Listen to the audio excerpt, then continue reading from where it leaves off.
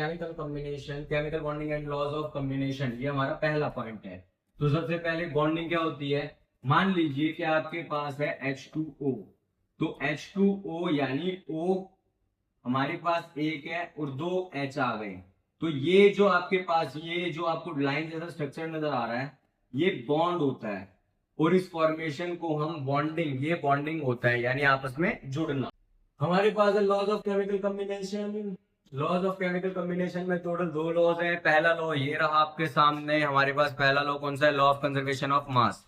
Law of conservation of mass क्या कहता है भैया, ये कहता है कि mass can neither be created not be destroyed. Antoine Lavoisier ने ये लॉ दिया था हमारे को, ठीक है। तो ना ही हम मास को बना सकते हैं ना ही हम मास को घटा सकते हैं एक रिएक्शन के अंदर। अब इसके बाद मैथमेटिकल ट्रूथ क्या होता है, total mass of before reaction और total mass of after reaction, या total mass of reactant is equal to total mass of product. भैया प्रोडक्ट क्या होता है बेटा, जो रिएक्ट करता है, जो रिएक्ट करता है, रिएक्ट करता है उसको रिएक्टेंट कहते हैं,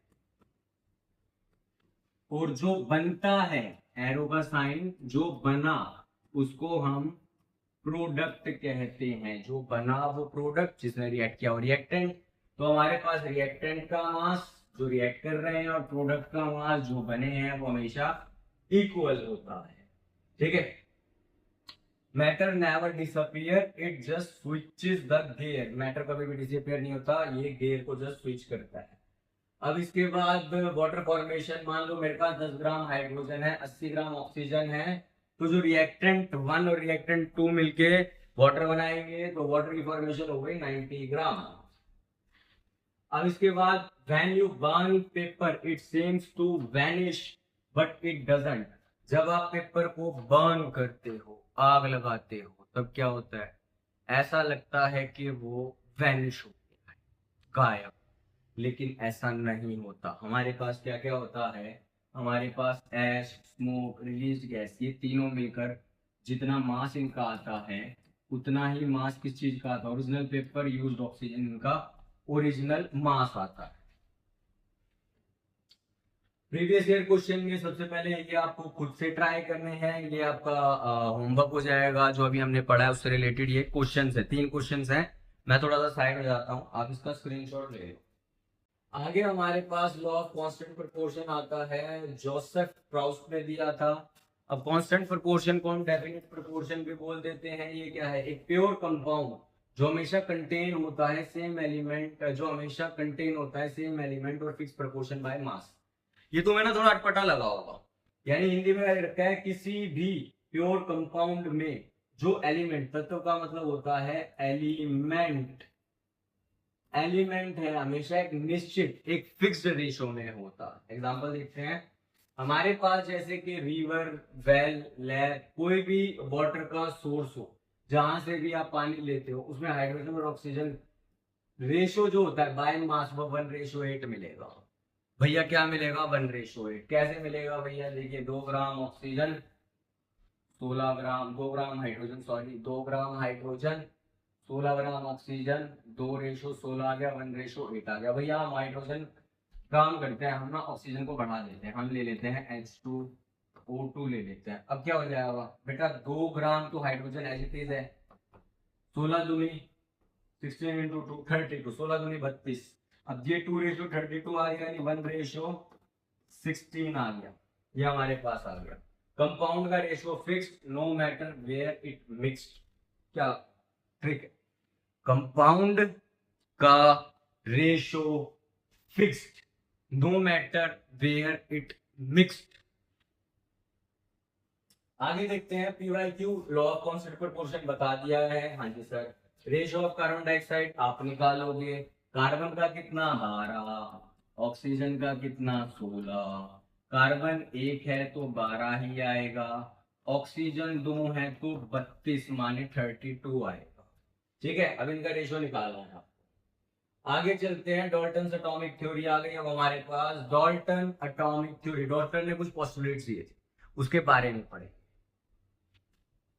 अब सबसे पहले विजनरी जॉन डॉल्टन जो था उसने एटम्स को matter is made up of tiny particle, उसने क्या कहा कि मैटर जो है वो छुटंकी छुटंकी छुटंकी छुटंकी पार्टिकल्स से बना हुआ होता है, जिसको हम क्या बोलते हैं, एटम। छुटंकी छुटंकी पार्टिकल्स को क्या बोलते हैं, एटम होता है। एटम इनडिविजिबल होता है। All matter is very tiny particle, और मैटर जितना ही मैटर मैटर बना हुआ होता है सारे तो टाइनी पार्टिकल से बना हुआ होता है, जिसको हम एटम बोलते हैं। एटम्स आर इंडिविजिबल, इनको तोड़ा नहीं जा सकता, टुकड़े टुकड़े नहीं किए जा सकते इनको। Atoms of given element are identical in mass and chemical properties. Very good. तो हमारे पास भैया, हमारे पास जो क्लोरीन है, क्लोरीन का कुछ मास होता है, हाँ बेटा क्लोरीन का मास है। अगर क्लोरीन का मास अलग है, आइडेंटिकल केमिकल प्रॉपर्टीज अलग हैं। हाइड्रोजन की अलग मास है, अलग इक्विवेलेंट, अलग केमिकल प्रॉपर्टीज हैं। इस तरीके से हर एक एलिमेंट का अलग मास, अलग उसका केमिकल प्रॉपर्टीज होती है। आगे डाल्टन्स पोस्टुलेट, अब वो जो थे वो आपके पास प्राइमरी तीन पोस्टुलेट्स, इसके बाद इसके कंटिन्यूएशन पार्ट हमारे पास आ जाता है। Atoms of different element have different masses and chemical properties. Different element, different mass, different chemical properties. Atoms combine in ratio of small whole numbers to form compound. Atoms combine in the ratio of small whole numbers to form compound. यानी atom जो होते हैं small, आपने ऐसे तो नहीं पढ़ा कभी H2000 ऑक्सीजन 1000 H2O ही पढ़ा है ना, H2000 to 1000 नहीं पढ़ा ना, क्यों, क्योंकि इनका रेशो है, तो ये स्मॉलेस्ट होल नंबर के रेशो में आते हैं। अब ये रिलेटिव नंबर जो है ये and the kinds of atoms are constant in are given, जो रिलेटिव नंबर और काइंड्स ऑफ एटम है कांस्टेंट होते हैं गिवन कंपाउंड में। गिवन कंपाउंड में सब क्या होते हैं, कांस्टेंट होते हैं। अब हमारे पास लिमिटेशन, इसकी लिमिटेशन हमारे पास क्या है, even though it was revolutionary, Dalton could not explain isotopes और subatomic particles के बारे में नहीं बता पाया। इसका स्क्रीनशॉट ले लेंगे। करते हैं आइसोटॉप्स, एटम्स जिनके सेम एलिमेंट है और डिफरेंट मासेस हैं। ऐसा कैसे हो सकता है भैया, आपको अभी आपने बताया था कि अलग अलग होते हैं। बेटा मैंने बोला था कि उनके मासेस अलग अलग होते हैं, उनकी जो केमिकल प्रॉपर्टीज है वो अलग होती हैं, लेकिन कुछ केमिकल प्रॉपर्टीज अलग होने के बावजूद भी मासेस तो हमारे पास आइडेंटिकल से ही हो जाते हैं। ठीक है, देखिए जैसे हमारे पास आ गया क्लोरीन, क्लोरीन आ गया 17, क्लोरीन आ गया 17, ये आ गया 35 और ये आ गया 37। अब जरा यहाँ पे ध्यान से देखेंगे तो हमारे पास जो 35 है और ये 37 है, ये अलग अलग है। ये दोनों क्या हैं, ये दोनों अलग हैं। और ये जो 17 है ये क्या है भैया, ये तो सेम है। ये वाली तो हमारे पास सेम आ गई, लेकिन वो दोनों हमारे पास क्या है, अलग अलग हैं, डिफरेंट हैं, अलग अलग हैं। तो हमारे पास अगर ये अलग अलग है तो उनको आइसोटॉप्स बोलते हैं। अब इसके बाद हमारे पास नेक्स्ट जो पार्ट आता है वो आता है सबएटॉमिक पार्टिकल्स के बारे में। सबएटॉमिक पार्टिकल्स, एटम्स जो हैं ट्रूली इंडिविजिबल नहीं होते, उनके अंदर प्रोटॉन, न्यूट्रॉन और इलेक्ट्रॉन होते हैं। भैया ये क्या होता है अभी बताता हूँ। यहाँ पे हमारे पास जो बीच वाला पार्ट है इसको बोलते हैं न्यूक्लियस। ठीक है, न्यूक्लियस। ये यहाँ पर भैया हमारे पास क्या क्या है, यहाँ पे है प्रोटॉन, प्रोटॉन, और भैया हमारे पास क्या है, यहाँ पे है न्यूट्रॉन। प्रोटॉन के साथ हमारे पास क्या है, न्यूक्लियस में क्या होता है, न्यूक्लियस में होता है न्यूट्रॉन, प्रोटॉन मिलकर बना न्यूक्लियस। और भी होते हैं लेकिन फिलहाल के लिए ये न्यूक्लियस बन गया। अब इसके बाद हमारे पास ये जो आपको ये नजर आ रहा है, ये सर्कुलर शेप, इसके अंदर ये वाला जो पार्ट रोटेट कर रहा है, ये वाला, न्यूक्लियस को हटा देता हूँ फिलहाल के लिए, वो यहाँ पे भी लिखा हुआ है। ये जो पार्टिकल्स हैं, ये पार्टिकल्स, इन सबको हम क्या बोलते हैं, इलेक्ट्रॉन। क्या होता है हमारे पास, ये इलेक्ट्रॉन। भैया ये भी इलेक्ट्रॉन, ये इलेक्ट्रॉन, ये इलेक्ट्रॉन, ये इलेक्ट्रॉन, सब कुछ क्या है, सारे के सारे ये जो आपको अलग विजिबल हो रहे हैं इलेक्ट्रॉन्स है। अब ये जो ये वाला जो पार्ट नजर आ रहा है, ये हमारे पास शेल्स है, शेल यानी ऑर्बिट। ये फर्स्ट, सेकंड, थर्ड, इस तरीके से आगे वो चलते चले जाते हैं। तुम्हें बताया था कि 2n² का फॉर्मूला लो, अगर हमारे पास सब शेल 1 आ जाए तो 2 1 का स्क्वायर यानी पहली शेल में 2 इलेक्ट्रॉन, n की वैल्यू 2 आ जाए तो 2 2 का स्क्वायर यानी दूसरी शेल में 8 इलेक्ट्रॉन। पहली शेल का नाम भाई साहब ने रखा k, दूसरी का रखा n, तो हमारे पास क्या आया k l m n ऐसे आया। ठीक है, आगे चलते हैं। आगे हमारे पास डाल्टन की समरी और उसका पीवाईक्यू देखेंगे। IDCW, इस ट्रिक का नाम है IDCW। ठीक है, I indivisible, D different, C combined, W whole number ratio. इस दुनिया में हर एक चीज, हर एक बंदा, मैं, आप सब, मैं पढ़ा रहा हूं, आप पढ़ रहे हो, ये सब जो सब आपके पास चल रहा है, ये सब क्यों हो रहा है? सिर्फ एक पर्पज के लिए, स्टेबल होने के लिए। हर कोई क्या चाहता है, मैं स्टेबल हो जाऊं भाई। स्टेबल होने के लिए हर कोई पढ़ा। अब यहाँ पे ये गवर्न होता है octet rule. Octet rule, atoms try to complete 8 electron in their outermost shell. Atoms want to complete fulfil their shell. Shell में कितने हैं? 8 इलेक्ट्रॉन को फुलफिल करने होते हैं। आगे हमारे पास आ गया 2 पार्ट्स ऑफ स्टेबिलिटी। स्टेबिलिटी करने के दो तरीके। स्टेबिलिटी क्या है भैया इनके लिए? बेटा अभी के लिए तुम ये समझो, इनके लिए स्टेबिलिटी है टू कंप्लीट देयर ऑक्टेट, यानी उनका 8 का जो ग्रुप बनाना है उनको अपनी शेल में, वो एक डुप्लेट भी होता है लेकिन वो सिर्फ हीलियम के लिए होता है, सबसे सेकंड शेल के। तो अभी ऑक्टेट मतलब उनको 8 पूरा करना है, तो शेयरिंग ऑफ इलेक्ट्रॉन कर लो। भाई मेरे पे 4 है, तेरे पे 4 है, दोनों आ जाओ। 40 के दोनों मिलके, दोनों भाइयों के पास क्या क्या हो गए? 4 हो गए। कितना पूरा हो गया? 8। शेयरिंग ऑफ इलेक्ट्रॉन, इसको बोलते हैं covalent bond. Formation sharing of electron, formation of covalent bond between usually between two non metals. Between two non metals इनके बीच होता है यूजुअली। ठीक है, transferring electron, formation of ionic bond between metal and non metal. Metal और non metal के बीच में होता है। Share for covalent, transfer for ionic. अगर आपको शेयर करना है तो आप कोवेलेंट पे जाइए, अगर आपको ट्रांसफर करना है तो आप आयनिक की दुकान पे जाइए। आगे कोवेलेंट बॉन्डिंग। एक कोवेलेंट बॉन्डिंग कब होता है? एक कोवेलेंट बॉन्डिंग जब होता है जब आप शेयर करते हो। देखिए मैं आपको कुछ एक पर्टिकुलर चीज दिखा देता हूं। देखिए हाइड्रोजन है, अभी आपको कुछ समझ में इतना नहीं आएगा, ये वाला पॉइंट समझ में आएगा, बाकी सारा समझ में आ रहा होगा। तो हाइड्रोजन पे क्या है? हाइड्रोजन पे एक टॉफी है, कोई इस वाली हाइड्रोजन पे भी एक टॉफी है।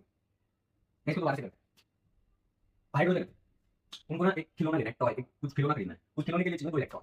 कितने इलेक्ट्रॉन चाहिए? 2 इलेक्ट्रॉन। तो 2 इलेक्ट्रॉन के लिए इस हाइड्रोजन के पास कितना है? 1 इलेक्ट्रॉन, और उसके पास कितना इलेक्ट्रॉन? इसमें भाई एक काम करते हैं ना, दोनों आपस में मिला लेते हैं इलेक्ट्रॉन को, तो भूल जाते हैं। वो टॉय का नाम स्टेबिलिटी है। तो इसने लिया, इसने लिया, और ये दोनों भाई के पास क्या हो गया? 2 इलेक्ट्रॉन हो गया। और जैसे 2 इलेक्ट्रॉन हो गए, इन्होंने बना लिया बॉन्ड, और ये बन गया H2। इसलिए हाइड्रोजन हमेशा H2 की फॉर्म में पाया जाता है। भैया कोई एग्जांपल है? हाँ है, नाइट्रोजन। देखो अभी सिर्फ इसको समझने के लिए मैं आपको बता रहा हूँ, डिटेल में मैं आपको बताऊंगा, दोबारा पढ़ाऊंगा। नाइट्रोजन, नाइट्रोजन की आउटर मोस्ट शेल में हमारे पास टोटल 5 इलेक्ट्रॉन होते हैं। 5, तो 1 2 3 4 5। अभी नाइट्रोजन के में भी कितने हैं? 5, 1 2 3 4 5। नहीं भैया गलत कर रहे हो, शुरू से बताओ क्या चल रहा है, हमें नहीं पता चल रहा क्या चल रहा है, शुरू से बताओ, शुरू से शुरू से। ठीक है, सबसे पहले तो आपको क्या याद करना है? आपको एटॉमिक टेबल 20 याद रखना। तो मैं अभी आपको बता रहा हूँ, 7 नंबर पे आता है नाइट्रोजन। 7 पे कौन आया बेटा? नाइट्रोजन। हमारे पास 7 पर आया नाइट्रोजन, भाई साहब आ गए 7 पर। अगर 7 पर नाइट्रोजन आ गए तो इसमें क्या होता है, इनके पास जो इलेक्ट्रॉन है इनको ना ये फ्लोर्स में डिवाइड करते हैं। वो नाइट्रोजन क्या कहता है कि भाई मेरे पास टोटल 7 इलेक्ट्रॉन है, उनके पास बिल्डिंग है, तो बिल्डिंग का जो ग्राउंड फ्लोर है उसको के फ्लोर बोल रहे हैं। के फ्लोर के बाद के एल एम एन ऐसे आता है, लेकिन कंडीशन क्या है कि भाई ग्राउंड फ्लोर पे सिर्फ 2 बंदा रखेगा, उसके ऊपर 8, उसके ऊपर ऐसे ऐसे कर करके सबके फ्लोर के नंबर फिक्स है। तो ठीक है भाई, तो ग्राउंड फ्लोर पे आए तो 2 बंदे, अब नाइट्रोजन 7 थे तो 2 बंदे आ गए ग्राउंड फ्लोर पे, यानी के शेल में। उसके ऊपर आए, उसके ऊपर क्या है? के एल एल एल। एल में कौन आया? एल में बेटा हमारे पास आए बचे हुए 5। इसमें मैक्सिमम कितना आ सकते हैं? 8। तो ये आ गए 5, यानी कि उसके सबसे बाहर वाले शेल में कितने आ गए? 5। अभी समझ में आया? हाँ भैया अभी आया। ठीक है, तो नाइट्रोजन में कितने हो गए? 1 2 3 4 5। इसकी सबसे लास्ट वाली शेल में देखना कितने? 5 आ गए। और इधर भी कितने आ गए? इधर भी आ गए नाइट्रोजन के 1 2 3 4 5। तो नाइट्रोजन, अब इनको कोई भी, इनको स्टेबिलिटी चाहिए, इनको स्टेबिलिटी वाला खिलौना चाहिए ताकि ये अपने आप को स्टेबल वो कर सके, टेंडेंसी में आ सके। तो 5 को चाहिए 3, इसने बोला भाई 3 को ले दे थोड़ी देर के लिए, शेयर कर लिया। ठीक है यार भाई, मैंने दिया था तो दे दे, अभी दे दिए। अच्छा, जब भी आपके पास 2 इलेक्ट्रॉन आएंगे इस तरीके से, तो उनके बीच में बन जाएगा बॉन्ड। तो इस पे क्या बन गया? N triple bond N। ये वाली बॉन्डिंग कैसे हो गई? Covalent bonding, covalent bond. आगे चलते हैं डुप्लेट रूल। अब मैंने तुम्हें पहले बताया था डुप्लेट रूल, हाइड्रोजन हीलियम, ये वाला रूल फॉलो करते हैं। हमारे पास डुप्लेट रूल में हाइड्रोजन आ गया, हाइड्रोजन H2 बनाता है इसको सिर्फ, क्योंकि इसके पास भैया हाइड्रोजन कौन से नंबर पे आ रहा है? 1 नंबर पे आ रहा है। अब भैया 1 नंबर पे आ रहा है तो एक ही बंदा हो गया। अब अगर एक ही बंदे हैं ये, तो एक ही बंदों के लिए तो हमारे पास क्या है? एक बंदों के लिए हमारे पास एक खास चीज है, के फ्लोर। के फ्लोर में कितना बंदा रख सकता है? 2। तो के फ्लोर में कितना बंदा रखेगा? 1। उसको कितना बंदा चाहिए अपने पास लाने के लिए? भैया एक बंदा और मिल जाए, बस एक। अगर एक बंदा और मिल गया ना तो एक और एक मिलकर हो जाएंगे 2, और वो हो जाएगा फुल फिल्ड। ठीक है, वो शेयर होगा। तो हमारे पास इसके पास कितने आ गए? 1। ये बात मैं पहले बता चुका हूं। देखो 1 और 1, हाइड्रोजन 1 हाइड्रोजन 1, ये आया बॉन्ड बना H H। ठीक है, या फिर प्यार से इसको H2 बुला देते हैं। आगे चलते हैं, सिंगल डबल ट्रिपल बॉन्ड। देखिए हाइड्रोजन का सिंगल, डबल ऑक्सीजन का और नाइट्रोजन का ट्रिपल। ये ऑक्सीजन वाला बताया था, नाइट्रोजन का अपना हो गया टर्न, और हाइड्रोजन का हो गया ऑक्सीजन का। देखो ऑक्सीजन कौन से नंबर पे है भैया? रुक जाओ देखता हूं, 1 2 3 4 5 6 7 8 9। रुक जाओ भैया, 9 नहीं, पहले आओ, पहले 8। ऑक्सीजन कौन से नंबर पे आ गया बेटा? 8। 8 बंदे ये। भैया काम करो ना, के की जगह एल फ्लोर जो है उसी पे 8 को डाल दो ना ना ना ना ना, ये नहीं कर सकते हम क्या करेंगे? के की जगह ना 2 ही रखिए, के 2 ही उनका फील्ड होगा। ठीक है, तो हमारे पास के में कितना आया? 2। एल में कितना आया भैया? 8 में से गए 2, बचे 6, तो हमारे पास कितना आ गया? 6। एल में आ गए 6, तो 6 आ गए। तो चलो भैया फिर इनकी बॉन्डिंग बनाओ। 1 2 3 4 5 6। यहाँ पे आ गया 1 2 3 4 5 6, ये मिलकर बना 6 और 2 8, ये मिलकर बना 6 और 2 8, बॉन्ड बन गया डबल, आया ओ डबल, या फिर प्यार से लिखेंगे ओ। ठीक है, clear, done, like. Covalent characteristics, formation between metals, non metals में आता है, formation between non metals, slow melting और बॉइलिंग पॉइंट होता है, इलेक्ट्रिसिटी को कंडक्ट नहीं करता क्योंकि कोई आयन नहीं है, और वीक इंटरमोलिकुलर फोर्स, इंटर अंदर मॉलिक्यूलर, मॉलिक्यूल्स के फोर्स मॉलिक्यूल्स के अंदर की जो फोर्स होती है, जो ये वाली, समझ में आया, ये इंटरमोलिकुलर फोर्स होती है। अब इसके बाद एटॉमिसिटी, परमाणुकता, atomicity number of atom present in one molecule of an atom, किसी भी एटम के अंदर एक मॉलिक्यूल में जितने एलिमेंट प्रेजेंट होते हैं उनको एटॉमिसिटी बोलते हैं। बताओ बच्चों क्या बोलते हैं, एटॉमिसिटी बोलते हैं।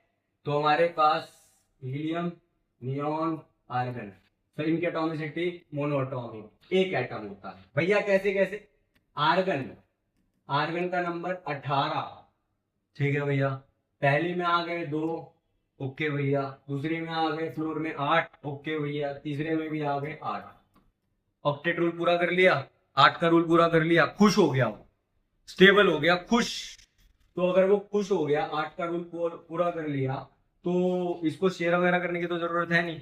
तो ये कैसे पाया जाएगा, आर्गन खुला बिल्कुल रिलैक्स होके, ले भाई मैं रिलैक्स हूँ, बिल्कुल ऐसे पाया जाएगा। तो आर्गन का आ गया 1, आर्गन, नियॉन, हीलियम। इसके बाद हाइड्रोजन हमने कराई है, ऑक्सीजन कराया, अब इसमें दो दो बने हुए हैं, तो डायटॉमिक 2 आ गए। O3 को प्यार से ओजोन, ओजोन ट्राइटॉमिक आ गए, 3 आ गए। फिर P4, पी से क्या होता है बेटा, पी से फॉस्फोरस, फॉस्फोरस 4, ठीक है, फॉस्फोरस 4 आ गया, टेट्राटॉमिक आ गए।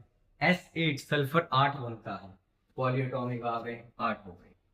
आगे चलते हैं, आयनिक बॉन्डिंग, बड़ा प्यारा बॉन्ड होता है, आयनिक बॉन्ड बहुत स्ट्रॉन्ग बॉन्ड होता है, ये एक मेटल और एक नॉन मेटल के बीच में बनता है आयनिक बॉन्ड।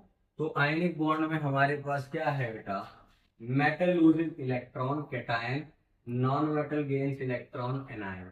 मेटल लूज कर रहा है इलेक्ट्रॉन तो कैटायन बना, नॉन मेटल गेन कर रहा है इलेक्ट्रॉन तो एनायन बना। यानी एक आयनिक बॉन्ड फॉर्म होता है, complete transfer of electron from one atom to another atom, यानी सारी की सारी जिम्मेदारी एक बंदे को देगी, सारी की सारी जिम्मेदारी एक बंदे को देगी खुद स्टेबल होने के लिए। कैसे भैया, समझ में नहीं आया, बताओ।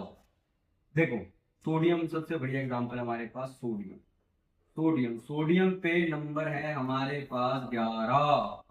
सोडियम का नंबर कितना है, सोडियम होता है 11 पे। तो पहले फ्लोर पे कितना बंदा, 2, दूसरे पे 8, 2 और 8 10, एक बच गया, ऊपर 8। वो सोडियम कह रहा है यार अगर एक चला जाता ना तो मैं स्टेबल हो जाता, KLM। अच्छा, इस पोर्शन को इलेक्ट्रॉनिक कन्फिगुरेशन बोलते हैं। वो कह रहा है यार एक, सिर्फ एक सिंगल अगर गायब हो जाता ना, तेरा भाई स्टेबल हो जाता, भाई स्टेबल हो जाता। क्लोरीन, क्लोरीन आया बस, क्लोरीन कह रहा है यार मेरा नंबर है 17, 17 पहले फ्लोर पे चल, मैंने 2 डाल दिए, दूसरे फ्लोर पे 8 डाल दिए, 7। क्लोरीन और सोडियम साथ में बैठे, दोनों भाई एक दूसरे के कंधे पे हाथ रख के बैठे, वो मस्त बैठे हुए हैं। सोडियम बोलता है यार अगर मेरे पास ये एक नहीं होता ना, तेरा भाई पूरा स्टेबल हो जाता। क्लोरीन बोलता है यार एक मिल जाता ना, स्टेबल हो जाता। सोडियम क्लोरीन एक दूसरे को देखते हैं उधर से, आप सोडियम बोलता है यार तू एक ले ले, क्लोरीन बोलता है हाँ एक ले ले। क्लोरीन ने एक लिया, सोडियम ने एक दिया, दोनों भाई बिल्कुल स्टेबल हो गई, ठीक है। और मिलकर क्या बना हमारे पास, सोडियम क्लोराइड। क्या बना, सोडियम क्लोराइड, यानी Na ने एक इलेक्ट्रॉन, अपना एक इलेक्ट्रॉन दे दिया, तो Na बन गया Na+।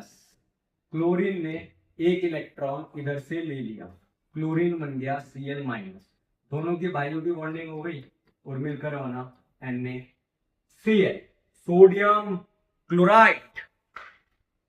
ठीक है, ध्यान रखना ये वाला जो पार्ट हमारे पास आया ये कैट आयन, और ये वाला जो हमारे पास पार्ट आया ये anion. Formation of NaCl table salt बता दिया हमने, हमारा काम डन हो गया है। अब इसके बाद ionic properties, high melting point, high boiling point. क्यों भैया? देखो बात छोटी सी है, बहुत इत्तू सी बात है। क्या बात है भाई? अगर सोडियम ने दे दिया एक, क्लोरीन ने एक ले लिया, तो ऑब्वियसली दोनों के बीच में बॉन्ड जो है बहुत स्ट्रांग बन गया। और अगर स्ट्रांग बॉन्ड बन गया तो ऑब्वियसली उनको तोड़ने के लिए ज्यादा एनर्जी देनी पड़ेगी। ज्यादा एनर्जी देंगे तो हाई मेल्टिंग पॉइंट और हाई बॉइलिंग पॉइंट हो जाएगा। तो हाई मेल्टिंग पॉइंट और हाई बॉइलिंग पॉइंट हो गया। कंडक्टिविटी, कंडक्ट करता है इलेक्ट्रिसिटी को मोल्टन और सॉल्यूशन स्टेट में। कंडक्टिविटी यानी इलेक्ट्रिसिटी मोल्टन या सॉल्यूशन स्टेट में करेगा और यूजुअली H2O में सॉल्यूबल हो जाता है, घुल जाता है। आगे चलते हैं। Head to head comparison, melting point और आयनिक कोवेलेंट पॉइंट का, ये कोवेलेंट बॉन्ड और आयनिक बॉन्ड का ये सारा हमने देख लिया। फॉर्मेशन इलेक्ट्रॉन देने से, शेयर करने से। मेल्टिंग पॉइंट हाई होता है, लो होता है। सॉल्युबिलिटी सॉल्युबल होता है, इनसॉल्युबल होता है। कंडक्टिविटी करता है, नहीं करता। हार्डनेस होता है, बहुत ये सॉफ्ट होता है, ये हार्ड होता है, ब्रिटल होता है। ब्रिटल माने थोड़ा सा प्रेशर लगा वो टूट जाएगा। ऐसे निकालना सीखते हैं, थोड़ा सा टॉपिक लंबा होगा, ध्यान से देखिए। सबसे पहले तो यहाँ पे नंबर ऑफ प्रोटॉन जो होता है वो बराबर होता है एटॉमिक नंबर के। ठीक है, number of proton atomic number के बराबर होता है। ध्यान से देखना बच्चों। Hydrogen, helium, helium, beryllium, boron, carbon, ये वाला पार्ट आ गया, लाइन डाल। कार्बन के बाद 7वें पे आ गया हमारे पास नाइट्रोजन, 8वें पे आ गया ऑक्सीजन, 9वें पे आ गया क्लोरीन, 10वें पे आ गया नियॉन, 11वें पे आ गया सोडियम, 12वें पे आ गया मैग्नीशियम। फिर से लाइन डाल देते हैं। 13वें पे आ गया एल्यूमिनियम, 14वें पे आ गया एल्यूमिनियम के बाद आता है सिलिकॉन, 15वें पे आ गया सिलिकॉन के बाद फॉस्फोरस, 16वें पे 16वें पे हमारे पास क्या आ गया सल्फर, 17वें पे आ गया क्लोरीन। ठीक है, अभी 17 ही करेंगे ताकि तुम लोगों को समझ में आ जाए कि खेल चल क्या रहा है, खेला चल कैसे। हाइड्रोजन, अब मैंने इलेक्ट्रॉनिक कंफिगरेशन तुम्हें कुछ हद तक सिखा दी है। तो हाइड्रोजन एक, हीलियम दो। अब यहाँ पे दो बंदे आ गए, दो के बाद एक आगे चला गया नेक्स्ट फ्लोर पे, दो के बाद दो नेक्स्ट फ्लोर पे, दो के बाद तीन नेक्स्ट फ्लोर, दो के बाद चार नेक्स्ट फ्लोर, दो के बाद इधर आ गया हमारे पास ये वाला जो भाई साहब है नाइट्रोजन, इनको थोड़ा सा अलग करके लिखता हूँ मैं। 7 नाइट्रोजन, इसका आ गया 2 5। फिर इसके बाद ऑक्सीजन आ गया 2 6, क्लोरीन आ गया 2 7, नियॉन आ गया 2 8। ठीक है, ये हो गया 8 का पूरा। अब आगे चलते हैं। 2 8 1, 2 8 2, इसके बाद 2 13 एल्यूमिनियम, 2 8 3, 2 8 4, 2 8 5, 2 8 6, 2 8 7, ये हमारे पास आ गए सब। ये आउटर मोस्ट शेल पकड़ लो भैया। आउटर मोस्ट शेल कौन सी होती है? जो जिसमें लास्ट इलेक्ट्रॉन आ रहा है ना, उसी को बोलते हैं outermost shell. Last electron जो लास्ट फ्लोर पे जिस बंदा रह रहा है ना, वो लास्ट फ्लोर, वो वाला पकड़ लो। तो इसका लास्ट फ्लोर कौन सा है हमारा? ठीक है, हमारे पास वैलेंसी 1, इसका 2। ये ध्यान रखना है टू रूल फॉलो करता है, इसलिए इसको 0 लेंगे। इसके बाद यहाँ पे मैं क्या लिख रहा हूँ भैया, यहाँ पे आप बैलेंसी लिख रहे हो, तो यहाँ पे बैलेंसी का बी आ गया। लिथियम आउटर मोस्ट में 1, इसका 2, इसका 3, इसका 4। फिर इसके बाद ये कौन सा आ गया, यहाँ पे मैं बैलेंस भी कर देता हूँ इसका। अगर रूल क्या है, रूल ध्यान से सुनो। अगर आउटर मोस्ट इलेक्ट्रॉन 1 से 4 के बीच में है तो एज इट इज आ जाएगी। क्या आ जाएगी? बैलेंसी, यानी 1 2 3 4 एज इट इज। अगर आउटर मोस्ट इलेक्ट्रॉन 5 से 8 के बीच में है या 5 से 8 भी है तो 8 में से माइनस कर दो। 8 में से क्या कर दो बेटा, माइनस कर दो। ठीक है, अब ये रूल आ गया। हाँ भैया आ गया। अब आगे चलते हैं। देखो अब यहाँ पे कितना आ गया, 5, तो 5 में से ये 3 आ गई, 8 गया, ये 2 आ गई, 7 ये 1 आ गई, ये 0 हो गई, फिर 1 2, उसके बाद हमारे पास यहाँ पे बैलेंस लिख देते हैं, ये बैलेंस आ गई, इसकी कितनी आ गई, 2 8 3, इसकी आ गई 3, इसकी आ गई 4, भैया माइनस करो 3, भैया फिर सल्फर की कितनी आ जाएगी, सल्फर की आ जाएगी 2, और क्लोरीन की आ जाएगी 1। इस तरीके से काम चल पड़ेगा। अब आगे देखिए, अब देखिए यहाँ पे आ गया, तो हमारे पास Al आ गया। एल्यूमिनियम की वैलेंसी कितनी थी भैया, 3 निकाली थी। ऑक्सीजन की कितनी थी भैया, 2। इसको क्रॉस करके इधर, इसको क्रॉस करके इधर, फॉर्मूला बना Al2O3 एल्यूमिनियम ऑक्साइड। कैल्शियम की निकालेंगे भैया, कैल्शियम की कितनी, कैल्शियम की 2, ऑक्सीजन की कितनी, 2, भैया फार्मूला तो Ca2O2 बन रहा है। ये क्या कर दिया बेटा, ध्यान दो, डॉल्टन वाला स्मॉलेस्ट होल नंबर रेशो, तो 2:2 कितना होवत है, 1:1।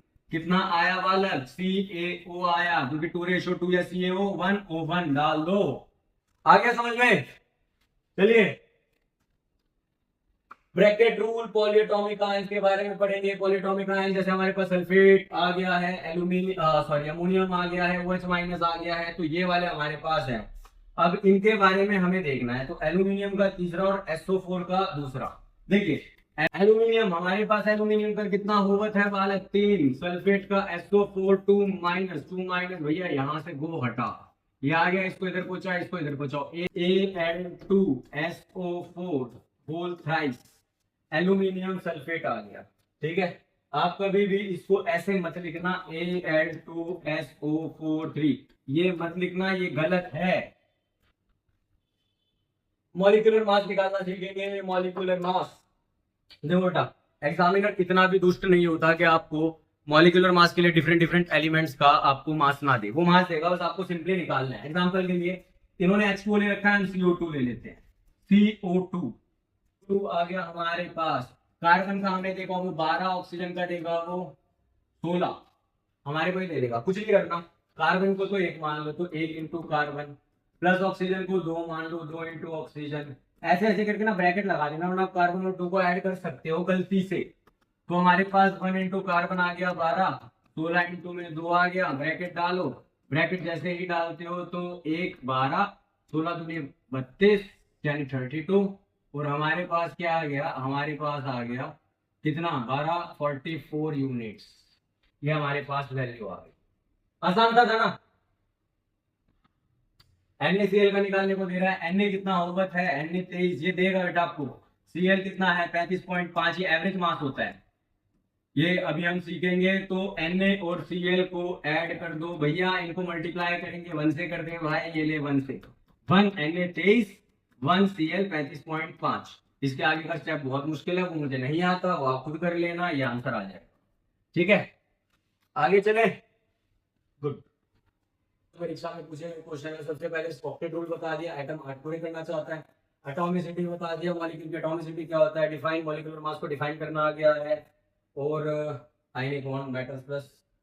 अब ये सारे के सारे क्वेश्चंस हैं हमारे पास ना, ये सारे के सारे क्वेश्चंस देखिए, ये शॉर्ट आंसर टाइप क्वेश्चंस हैं। फॉर्मूला बना दिया है मैंने, मॉलिक्यूलर मास निकाल दिया है, CO2 का भी निकल गया है, NH3 का आप निकालिए, NH3 का निकालिएगा, यहाँ पे MgCl2 है, ये निकालिएगा, तो यहाँ पे CO2 तो मैंने कर ही दिया है। आगे चले, आगे हमारे पास डॉल्टन एटॉमिक थ्योरी में 4 पोस्टुलेट्स डन। अब इनके आंसर्स हैं हमारे पास, ये वाला हो गया, फॉर्मूला हमने बना के देख लिया कि CaCl2 बनाना है आपको, Na2O बनाना है, CO बनाना है, MgOH होल ट्वाइस, NaOH और H2SO4, यानी ये वो सारी चीजें हैं जो हम ऑलरेडी कर चुके हैं, ये मैंने आपको एज अ होमवर्क दिया है। अगर आपको होमवर्क में कोई भी डाउट है मेरे को कमेंट में आप पूछ सकते हैं। ठीक है, चैप्टर समरी, चैप्टर समरी मास के बारे में दिया हुआ है, तो ये हमारे पास चैप्टर समरी के बारे में कि मास हमेशा कंजर्व रहता है, कंपाउंड फिक्स्ड मास रेशियो में होते हैं, डेफिनेट प्रोपोर्शन, और ये हमारे पास आ गया conservation of mass, everything atom से बना हुआ है, ionic transfer, covalent sharing, valency decide करती है फाइनल केमिकल फार्मूला। ठीक है, थैंक यू। अगर हाँ, अगर बेटा आप लोगों को अभी भी ऑनलाइन पे समझ में नहीं आ रहा हो ना, तो ऑफलाइन मेरा सेंटर है किशनगंज में, आप आके विजिट कर सकते हैं, और अगर आपको कोई डाउट वगैरह है तो मेरे को पूछ सकते हैं। ठीक है, थैंक यू। लाइक, सब्सक्राइब और शेयर जरूर कर दें।